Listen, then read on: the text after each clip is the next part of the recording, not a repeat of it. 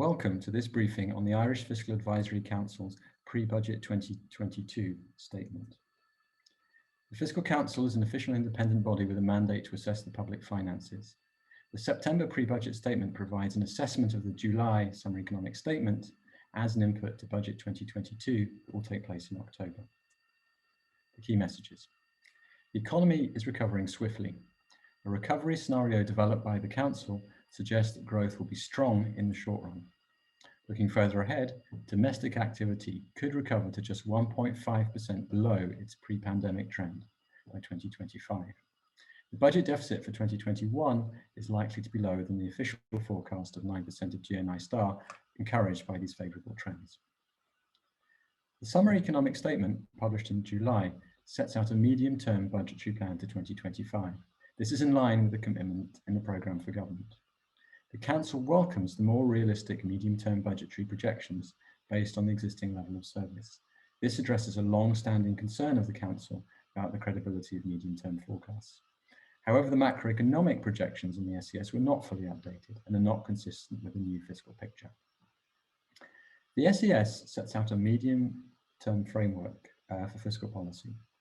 It includes a spending rule that sets spending to grow at potential growth, a debt target that aims to stabilise and slightly reduce the debt-to-income ratio in the coming years.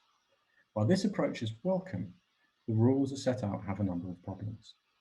Furthermore, the SES plans do not appear to be consistent with the EU and domestic fiscal rules as they currently stand. This represents a major shift in policy. Under the recovery scenario, the deficit in 2025 would be around 1.5% of GNI star, rather than budget balance as set out in the programme for government. The government's own projections suggest the deficit would be around 3% of GNI star, because they assume lower growth. And in both cases, the debt ratio would remain well above 100% of national income in gross terms in 2025 and wouldn't be falling as was implied by the programme for government. One of the main reasons for this is higher investment. And higher investment should help to address the major challenges around climate, housing and other aspects of public services. At close to 6% of GNI star, public investment will reach a high level by historical and international comparison. But capacity constraints and weaknesses in planning could compromise value for money. More detail is needed from the new National Development Plan around housing for all and in the Climate Action Plan on exactly how these investment funds will be used and what the government expects to achieve with it. Running significant budget deficits during a period of strong growth, as the government now plans, and with high public debt, carries risks. The debt ratio will remain high, amplifying risks of higher interest rates or from lower growth in the years ahead. It's unusual to run such large deficits during a period of strong growth, and risks inflation and eventually perhaps overheating. For the budget, existing plans for 2022 are at the limits of what is prudent. Some temporary and targeted income and job supports may need to continue, and the Council would support that as long as it's necessary. However, permanent spending is planned to rise by some 4.2 billion euros, around 5.5%, and that is at the limit of what can be sustained. For the medium term, a more prudent approach would prioritise between current spending, the increase in investment and adjusting taxes. The government plans to increase current spending, ramp up investment and reduce tax cuts, all at the same time. This avoids hard choices between different priorities, and there are significant pressures in the years ahead from ageing, climate change, implementation of launch care, and the need to reduce reliance on corporation tax. Turning to the economic and budgetary outlook. The economy, as I said, looks set to rebound swiftly. If you look at this chart of underlying domestic demand, so this provides a good measure of what's happening in the domestic economy, we can see the impact of the repeated waves of lockdown last year and in the early part of this year. We can also see the short-term rebound, and we expect the third quarter of this year to be quite strong. Now, while there will be remaining weaknesses in the economy, some sectors, particularly hospitality and transportation, may continue to be challenged for quite some time. Overall, we expect demand to recover quite strongly. And so in the Council's recovery scenario, we can see it's not getting back to the pre-pandemic trend, but perhaps a level, perhaps 1.5% below the recovery scenario. And the economy will still be going quite strongly throughout this period. So overall, this is quite a positive picture. This is much stronger than the government's own forecasts from the SPU, which were essentially the same ones as in the SES. They suggest there's going to be a very large long-run cost of the COVID crisis. But this seems to us rather high, both in the light of what's happening in other countries and also in the swifter than expected recovery from the pandemic, and taking into account the more expansionary fiscal policies. The budget deficit for 2021, as a result of this positive short-term news, is likely to be lower than the official forecast of 9.4% of GNI star. And that really reflects two things. On the one side, you can see income tax and VAT receipts using the council's seasonally adjusted monthly numbers. Though these bounce around from month to month, you can see that both income tax and VAT receipts are above their levels pre-pandemic, above the end of 2019 levels. You can also see the income tax receipts are about 8% above trend, VAT is a little bit lower, but this is a very positive news on the revenue side. If you look on the spending side, the good news is that we're recovering more quickly than expected from the pandemic. So the fall in PUP claimants is faster than was assumed. So this is the blue line here compared to the pink estimates of the official estimates. EWSS claimants still seem to be quite high, but overall we expect less spending associated with the pandemic, assuming that all continues to go well and that the success of the vaccination program turns out to be enough. However, the SES is really more about the medium term. So now I want to look at the medium-term budgetary plans to 2025. So the summary economic statement sets out this medium-term budgetary plan that was promised in the programme for government. The Council welcomes the more realistic medium-term budgetary projections based on the existing level of service. This means that the current spending profile in the SES takes into account the fact that the government is likely to continue to provide welfare payments to spend money on public services. The cost of doing that will increase because of wage increases, price increases, and because of an aging population. And so what we get is a much more realistic picture of what the public finance is going to look like in the future. The Council has been very critical of the way this has been done in the past. Now that the government has moved to this approach based on the existing level of service, which is close to what we call standstill, it's a major improvement, and we very much hope the government will continue to work on this basis in future projections. However, the macroeconomic projections in the summary economic statement weren't fully updated. There were limited updates, mostly on the international side, and they don't appear to have been updated for the fact that the fiscal position has changed a lot. In our view, all government fiscal projections analysis should be based on up-to-date and consistent macroeconomic projections, as well as budgetary projections. So the SES sets out this new medium-term fiscal framework, and overall this is welcome in terms of the approach. There's a spending rule that says that permanent voted spending will grow at potential output, assumed to be 5% annual growth in nominal terms. So this basically means that spending should be growing in line with the underlying potential growth of revenue in the economy. So this makes a lot of sense in terms of avoiding pro-cyclicality.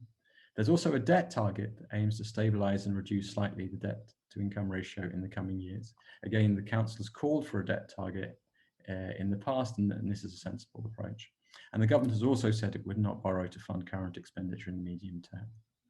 However, this compares to the programme for government commitment, which is to return to a broadly balanced budget, and that would have led to a much faster fall in the debt ratio than is implied by these new rules.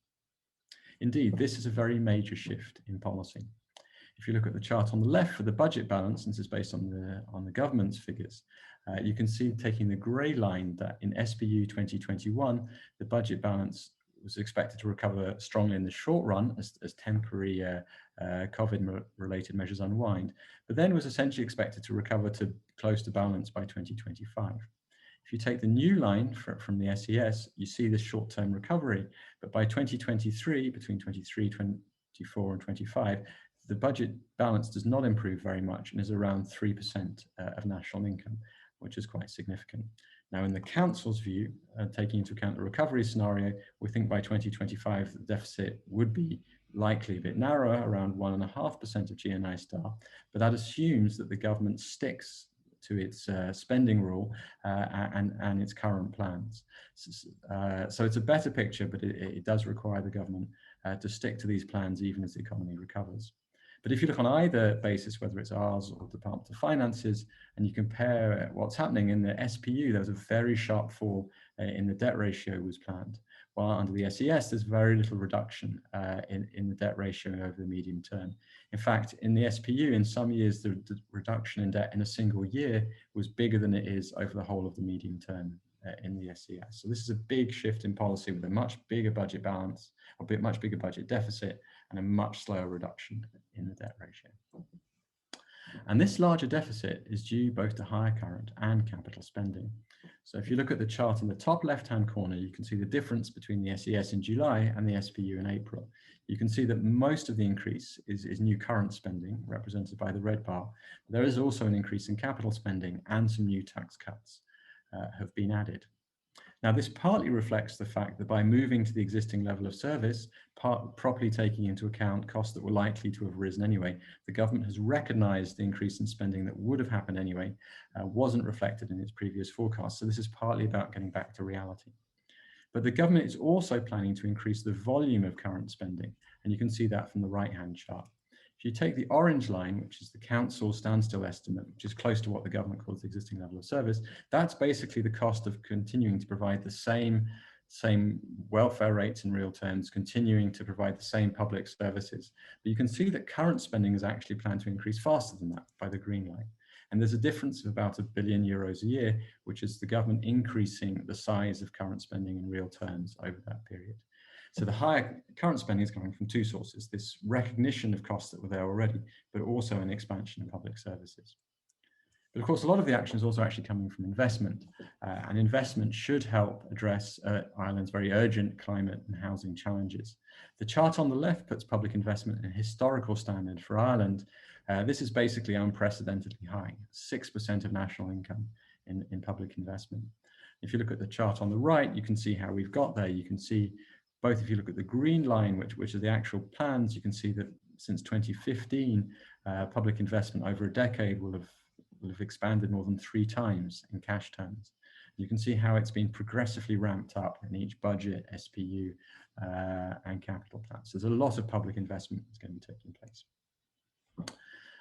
And in a way, if we step back and think about how it fits together, the SES plans to do 3 things simultaneously. It plans to increase the volume of current spending, it plans to raise investment, and to cut taxes. And that's a lot to be asking of the public finances at the same time. If you look at the chart on the left as a share of national income, you can see that revenue is actually going to be pretty flat. It's pushed down a little bit by the tax cuts, and also by the assumed reduction loss of corporation tax receipts due to international tax changes. You can see that current spending picks up a little bit from recent levels, but it's not a huge change. But the big change is really public investment at the bottom, which is picking up very strongly as a share of national income. If you look on the right-hand chart, this shows an estimate of our old friend fiscal space, which is the amount that essentially growth of revenues will generate between now and 2025. Taking the department's estimates, there's about 17 billion euros there. You can see the government's actually allocated more of that, both to spending and to tax cuts. So they've already allocated a bit more space than they think can be sustained over time. So thinking about the overall strategy, running significant budget deficits for several years carries a number of risks. And this is actually quite unusual in the Irish experience over the past generation or so. If you look at the budget deficits again, this is from the government's projections at the end, you can see the only time that Ireland's really run deficits on anything like that scale has been during the recovery, or even bigger during the crisis. During previous expansionary phases in the late 90s and the early 2000s, there was at least a budget surplus. And you can argue about the sustainability of that, but this is a big change. Running these big deficits for several years during a period of strong growth is going to carry risks. The first risk is that the government debt ratio is high, and it's set to fall only very slowly in the government projections. High debt increases the vulnerability to interest rate increases or growth shortfalls. The exercise on the left shows the chances of the government having to undertake some form of fiscal adjustment based on some new modelling work that we showed in the June fiscal assessment report. And this suggests there's a 1 in 4 risk that the government will have to carry out some kind of adjustment over the next 5 years. This is higher than the figure than we had in June, and that's because fiscal policy is more expansionary, is taking more risks. 1 in 4 it shouldn't be taken as an alarming figure, but it's also not a very comforting one. So there is a real risk there from high debt, and particularly how we will be able to face a future downturn. Another issue that I think is important is on the right. So if you look at the budget balance and the debt ratio for a number of countries by 2025, Ireland's debt is going to be relatively high. And if you take the government's figures, its deficit is also going to be relatively large. And most of the other countries with those debt levels are much larger than Ireland. And so Ireland as a small economy is going to be much more vulnerable to shifts in market sentiment. Now, at the moment, investors seem very relaxed about interest rates and about fiscal risk. But if that were to change, they may well look at a country that's a relative outlier and be concerned. So we do have to watch that very carefully. The second risk is that the budget deficit will remain large, and that includes in structural terms. So the left-hand chart is the Council's estimates, taking two different approaches of the structural balance. And you can see that the structural balance is estimated to be significantly worse than the headline balance. We expect that in part the strong investment and generally strong growth in the economy will be generating some revenues, more revenues than can actually be sustained indefinitely. And so this should be a source of concern. It's also important because the structural balance plays a very important role in the EU fiscal rules. And the SES fails to explain how its plans are consistent with the EU or the domestic fiscal rules, notably the medium-term objective that would require a smaller structural balance and improvement towards it. Now, the rules may evolve and there may be clauses within the rules that the government could use, but it hasn't made that case, and it needs to explain how its plans are consistent with its own fiscal rules. Now, a lot of the deficit, as we've seen, is related to investment. So this chart shows the deficit from the SES. It also shows what the deficit would look like if investment stayed at its 2021 levels. So the difference between that number, those two numbers, is basically the difference of the increase in investment compared to the current level. You can see investment accounts for a huge amount of it. And there is a case in the Council's view for borrowing to fund public investment projects. Interest rates are very low, investment needs are very high. There's a strong need to invest now to ramp up the capital stock so we can enjoy those things, and that cost can legitimately be spread across time. But as we've seen, there are a number of concerns. And better governance around public investment could help to improve the returns to investment. And if there is a case, the government needs to make that case more solidly in Housing for All, in the National Development Plan, and through the Climate Action Plan. We need to know what the government's planning to spend money on, how it's planning to spend it, and what it believes the economic benefits will be, including to fiscal policy. And that takes us really to the third risk, that borrowing to ramp up investment could put pressure on supply side constraints in the economy. And there are really two issues here. One is that by ramping up essentially construction very quickly, it may be that the industry doesn't have the capacity to produce more, and that will lead to rising prices. So this needs to be monitored very carefully and may act as a kind of speed limit on the ability to ramp up investment. The other issue is that borrowing to finance an investment during a period of strong growth, once the recovery has taken hold, could lead to inflation and eventually overheating. On the left is an exercise that we've done using some of our own modelling work that shows the boost to the economy from larger deficits, and it builds up to around 3% by 2025. And in our modelling work, a lot of this would be coming through on the prices side in terms of inflation, not in terms of on the volume side. And some of the work done by the central bank recently is somewhat in this same spirit. For the medium term, the government needs to spell out in more detail how exactly the extra spending it's planned will address the priorities and challenges that need to be met. And this includes reducing over-reliance on corporation tax, population ageing, climate change, and stauncher care. One area that needs a strong focus, I believe, is that the government needs to set out how its climate objectives will actually be reached. This is drawn from the 2019 Climate Action Plan. It shows projected emissions. On the left, the ceiling the government was committed to are on the right. The blue bars are what's already been undertaken, but you can see that most of the effort still needs to be undertaken. So it's very important that the Climate Action Plan should spell out how this is going to be reached so we can understand the economic and budgetary consequences of climate change. There are recent estimates from the IMF, for example. Some of the sort of more simple calculations that we've carried out suggests that there are huge investment needs every year to address the climate change challenge. We need to know how big those are. One thing that could help in terms of this prioritization, management of the public finances and this riskier kind of strategy is strengthening the fiscal institutions. The proposed spending rule and the debt rule are welcome, but should be strengthened. So in broad terms, that they're a good idea, but the design of both could be improved to make them more credible and effective, and key features should be clarified. So focusing just, for example, on the spending rule, the rule is basically too narrow. It only covers voted spending, it doesn't cover other forms of spending, and there's no taking into account of tax changes. So both of these potentially open up loopholes for the government. The second thing is the way it's calibrated may not be appropriate. These kind of spending rules are basically designed to maintain a budget balance in structural terms, not to improve it. And it may be that in the years ahead, we actually do need to close the structural balance more than assumed. And it's based on a 5% growth rate, which is on the high side. It's not crazy, but it could turn out to be on the high side. And the third aspect is to strengthen institutional underpinnings. It would be good for these rules to have a proper statutory basis for the government really to commit to them.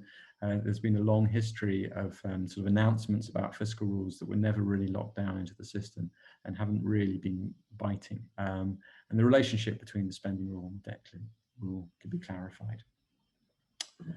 Turning more immediately to budget 2021-22, for this budget, the existing plans for 2022 are at the limits of what is prudent. On the one hand, the government may need to undertake more temporary measures around COVID, particularly to help particular sectors that may need a bit more time to recover.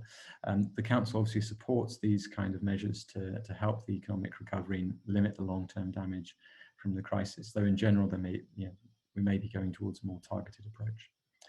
The plan to raise permanent spending by 4.2 billion in 2022 is around 5.5%, while cutting taxes by 0.5 billion. We assess to be at the limits of what's prudent. The government definitely shouldn't go any further than that. It does allow a certain amount of space to undertake a number of things. And these somewhat generous permanent spending and tax increases may be warranted in the context where the economy is still recovering. However, the approach to the medium term is risky. A more prudent approach would prioritize between current spending, investment, and taxation. The government could moderate the planned increases in current spending. It could moderate the rise in investment, or it could raise taxes to fund the new measures. So let me finish by going through the key messages final time.